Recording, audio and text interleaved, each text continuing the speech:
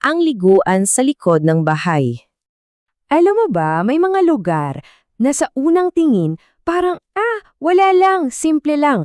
Isang maliit na espasyo sa likod bahay, lalong na sa mga probinsya. Para sa iba, siguro simbolo to ng kakulangan. Pero para sa mga batang tulad ni Ana, hindi yung ganon. Dito nagsisimula ang lahat. Isipin mo to, isang balde, tapos isang tabo. At sa simpleng pagsasama ng dalawang yan, dito nabubuo yung mga pinakamasayang alaala. Halika, samahan natin si Ana sa kwento niya at ng liguan na naging mundo niya. So ito na nga, ang kanilang liguan. Isang munting sulok lang sa likod ng bahay na gawa sa kahoy, pero wag ka, pagsapit ng hapon, ito yung nagiging sentro ng lahat. Dito tumitibok ang puso ng tahanan nila. Alam mo, wala kang makikitang magagarang tiles dito. Walang shower, walang heater. Nako, huwag ka nang umasa. Ang pader, mga pinagtagpi-tagping yero at kahoy lang. At yung tubig, laging may kasamang gulat sa lamig kasi diretso yang mula sa poso. Ganun kasimple. Pero sa mundo ng isang bata, ang lugar na to, isa itong palasyo. Kasi pagsapit ng hapon, pagkatapos ng lahat ng laro sa kalsada, dito ang bagsak ng lahat. Yung liguan, parang nagkakaroon ng mahika. Nagiging isang paraiso kung saan ang simpleng tubig ay nagiging katuwaan at ang hangin napupuno ng tawanan. At syempre, ang unang maririnig, yung masayang sigawan. Hoy, ako muna! Hindi, nauna ako dito! Hindi naman to totoong away Yun yung musika ng pagkabata nila. Isang masayang paligsahan.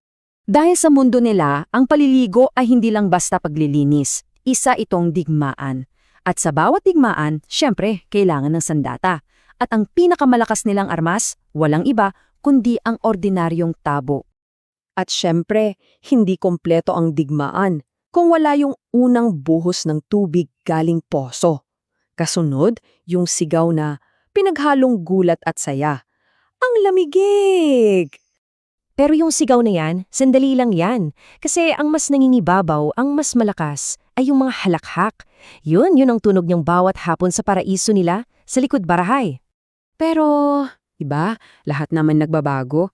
Pati pala yung mga hapon na puno ng tawanan. Kasi habang tumatangkad si Ana, habang lumilipas ang panahon, may isang bagay sa loob niya na tahimik ding nag-iiba.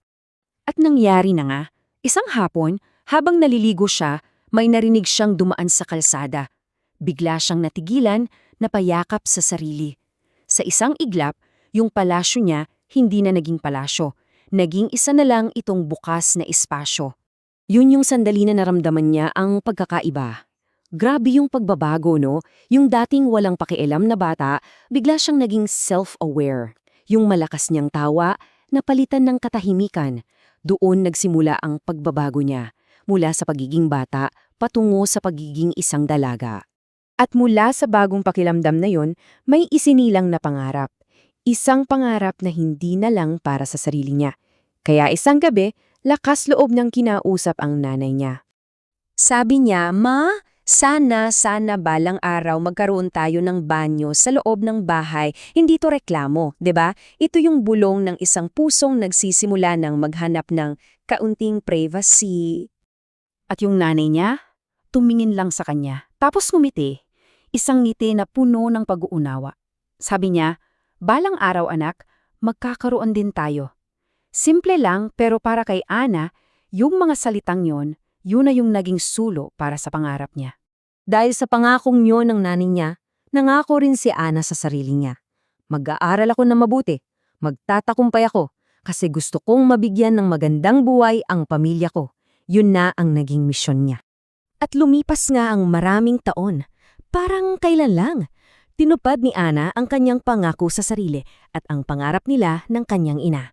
At isang araw, ang mga paa niya mismo ang nagdala sa kanya pabalik doon sa pinagmulan ng lahat. Pagdating niya, nakita niya, nandun pa rin. Yung lumang balde. At yung tabong medyo kupas na.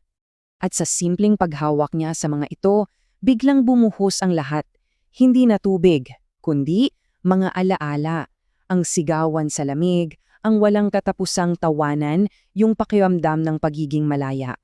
At napangiti na lang si Ana. Oo, meron na siyang maganda at kumpletong banyo sa loob ng bahay niya ngayon. Pero habang nakatayo siya doon, sa harap ng lumang liguan, doon niya naintindihan. Hindi pala talaga tungkol sa banyo yung pangarap niya. Tungkol pala ito sa pag-alaga sa pamilya at ang totoong yaman na meron siya, hindi pala yung tagumpay, kundi yung mga alaalang isinilang sa isang balde at isang tabo. Dahil minsan, ang pinakasimpleng mga simula, yun pala ang may hawak ng mga pinakamagandang nating kwento.